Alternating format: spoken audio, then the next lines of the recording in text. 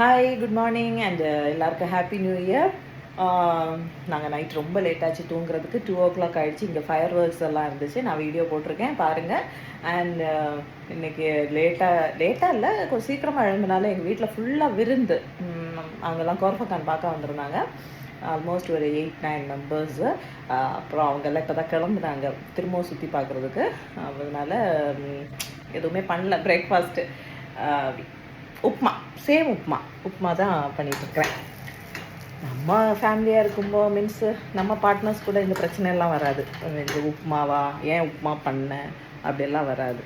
ஆனால் சில ராஜமாதாக்கள் இருக்காங்கல்ல, நம்ம மாமியாஸ், அதுவா கேட்டான், உப்மாவா பண்ணிட்டுருந்தா, ஐயோ ஏன் இன்னைக்கு நியூ இயர்ல ஏன் ஒரு சிக்கன் எடுக்கலை, அது எடுக்கலை, மட்டன் எடுக்கலை, மட்டன் எடுத்தா ஏன் மட்டன் எடுத்தீங்க, ஃபிஷ் வாங்கலை, சிக்கன் எடுத்தா ஏன் சிக்கன் வாங்குனீங்க, மட்டன் வாங்கலை அப்படின்னு பேசுவாங்க.